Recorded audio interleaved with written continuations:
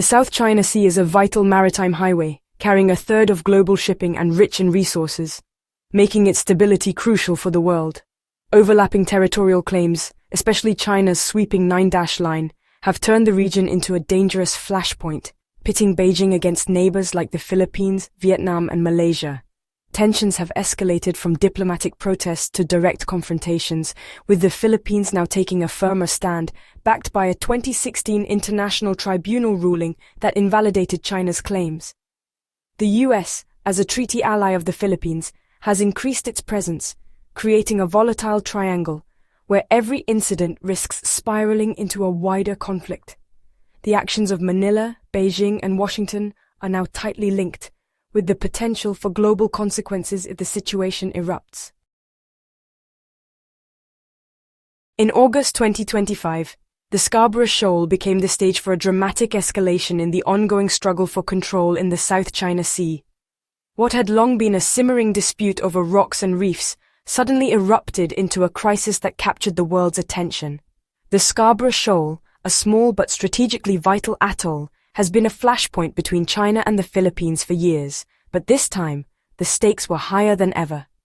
In a moment that shocked observers, a Chinese warship maneuvering aggressively to block a Philippine patrol collided with a China Coast Guard vessel. The incident was not just a simple accident. It was a vivid demonstration of the chaos, confusion, and ever-present danger that define these tense maritime confrontations.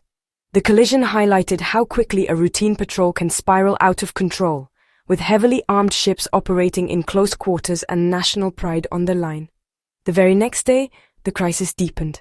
China announced it had driven away the U.S. Navy destroyer USS Higgins from the area, claiming it was defending its sovereignty. The United States, however, flatly rejected this account, insisting that the USS Higgins was conducting a lawful freedom of navigation operation, challenging what it sees as China's excessive maritime claims. The presence of American warships so close to the flashpoint sent a clear message: the U.S. would not back down. This standoff underscored the deep and seemingly irreconcilable differences between Beijing and Washington over who controls the South China Sea. Diplomatic efforts to ease tensions quickly gave way to public accusations and warnings, as both sides dug in. For China, the presence of foreign warships is an unacceptable challenge to its sovereignty. For the United States, it is a necessary defense of international law and the principle of free navigation. The two superpowers see the same waters through entirely different lenses. China views the U.S. presence as a direct violation of its territorial integrity, a provocation that cannot go unanswered. The U.S., meanwhile, frames its actions as upholding the rules-based international order, determined to prevent any one nation from dominating these vital sea lanes. This fundamental disagreement makes compromise elusive and confrontation all but inevitable. The Scarborough Shoal incident was a stark reminder of how quickly a local dispute can draw in global powers, raising the risk of miscalculation and unintended escalation. With so many ships, aircraft, and personnel operating in a confined space, even a minor incident can have far-reaching consequences. The world watched anxiously as the situation teetered on the edge. For years, China's use of its Coast Guard and maritime militia to intimidate Filipino vessels has been a routine part of its strategy. Filipino fishermen, once able to work these waters freely, now face constant harassment and the threat of force. But the recent involvement of naval warships and the visible presence of the U.S. military mark a dangerous new phase, one where the risk of a direct clash between major powers is no longer theoretical. The stakes in the South China Sea have never been higher. Every encounter, every maneuver, and every misstep now carries the potential to ignite a broader conflict, one that could draw in nations far beyond the region and reshape the balance of power in Asia and the world. At Second Thomas Shoal, the Philippines' grounded BRP Sierra Madre stands as a symbol of resistance. Resupply missions to the Marines aboard have become flashpoints, with Chinese vessels using water cannons, lasers, and dangerous maneuvers to block them. Despite injuries and damage, the Philippines persists, documenting Chinese aggression to rally international support. The standoff is a microcosm of the larger struggle. China seeks to wear down Filipino resolve, while Manila, backed by the U.S., refuses to yield. The U.S.-Philippines alliance, anchored by the 1951 Mutual Defense Treaty, is now more explicit than ever. Any armed attack on Philippine forces in the South China Sea will trigger U.S. support. High-level visits and joint statements have reinforced this commitment, with President Marcos Jr. and U.S. officials drawing clear red lines. Military cooperation has intensified, with expanded joint exercises and U.S. access to strategic bases across the Philippines. These moves enhance deterrence, allowing for rapid response to crises, and signaling to Beijing that aggression will not go unchallenged. The alliance is not about seeking conflict, but about making the risks of aggression unacceptably high. This revitalized partnership gives smaller nations confidence to defend their rights against intimidation. A game-changer in the alliance is the deployment of advanced U.S. missile systems on Philippine soil. This move marks a significant shift in the regional power dynamics, enhancing the defensive capabilities of the Philippines and strengthening the U.S.-Philippine military partnership. In April 2024, the U.S. Army stationed the Typhoon missile system in northern Philippines, capable of striking targets hundreds of miles away. This system is designed to provide a rapid response to any potential threats, ensuring that the Philippines can defend its territorial integrity effectively. Plans are underway to expand this network with mobile anti-ship systems like NMESIS, creating a formidable deterrent against hostile navies. These systems are highly mobile and can be deployed quickly to various locations, making them a versatile tool in the defense strategy. China has protested fiercely, calling these deployments a direct threat. But President Marcos Jr. stands firm, insisting they are defensive and necessary. He emphasizes that these measures are crucial for maintaining regional stability and protecting the sovereignty of the Philippines. The strategy is clear: deny China sea control and raise the cost of aggression. By enhancing the military presence in the region, the U.S. and the Philippines aim to create a balance of power that deters any aggressive actions. By placing advanced missiles in key locations, the alliance can challenge China's power projection and protect Philippine territory. These strategic placements are designed to cover critical areas and ensure a robust defense network. This proactive approach aims to ensure the Philippines is a hard target, not an easy one.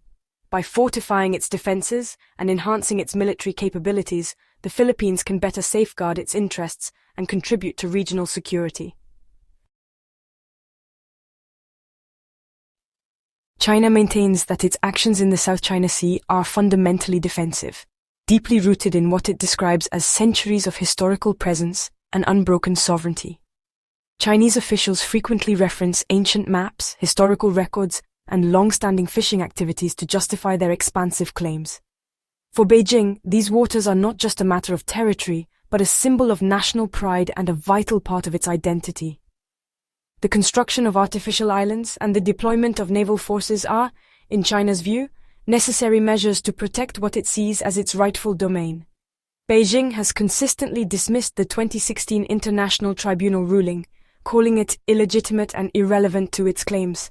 Chinese leaders argue that the ruling was politically motivated and orchestrated by outside powers. In particular, Beijing views the growing cooperation between the United States and the Philippines as a deliberate strategy to contain China's rise and undermine its regional influence. This perception fuels a sense of encirclement and justifies a more assertive stance in diplomatic and military arenas. The deployment of U.S. missiles and increased military presence in the region are seen by China as direct threats to its security. In response, Beijing has accelerated the militarization of its outposts, installing advanced missile systems and expanding its Coast Guard fleet. Chinese officials argue that these actions are purely defensive, aimed at safeguarding national interests and deterring foreign intervention. The aggressive tactics of the Chinese Coast Guard are portrayed as legitimate law enforcement, necessary to maintain order and protect Chinese fishermen and resources. Beijing frequently blames Manila for violating past agreements and accuses the Philippines of colluding with the United States to provoke tensions.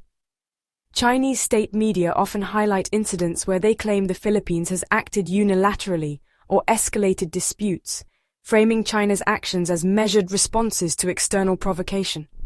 This narrative is reinforced in official statements and press briefings, where Chinese officials emphasize their commitment to dialogue but insist on defending national interests.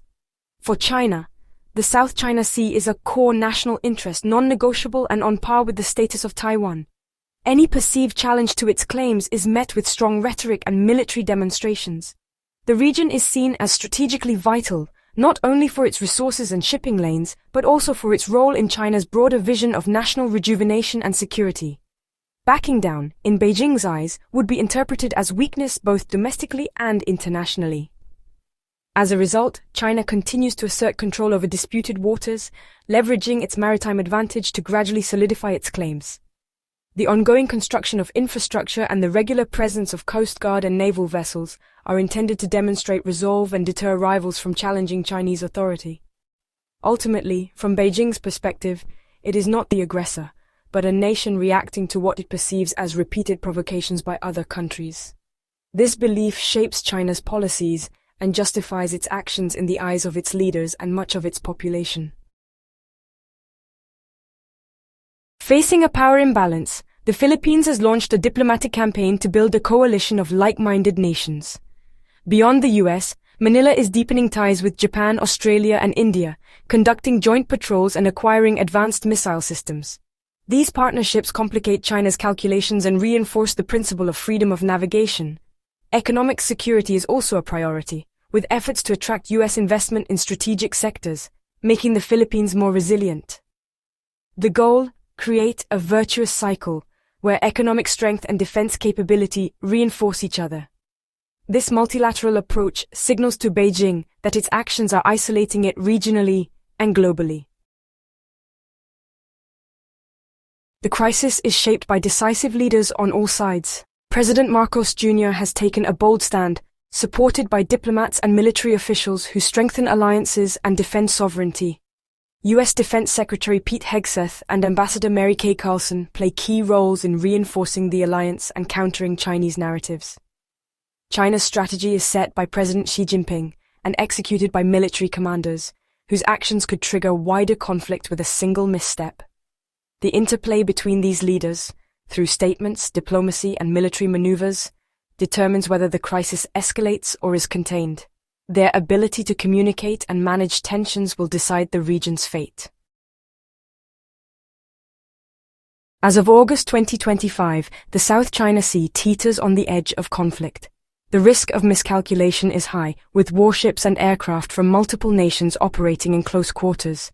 An incident causing casualties could trigger the US-Philippines Mutual Defense Treaty, drawing America into direct conflict with China.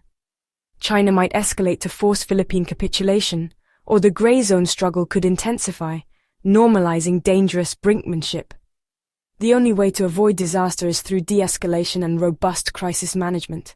Open communication between Washington, Beijing, and Manila is essential to prevent accidents and misunderstandings. Without a diplomatic breakthrough, the South China Sea could shift from a trade artery to a battleground, with global repercussions.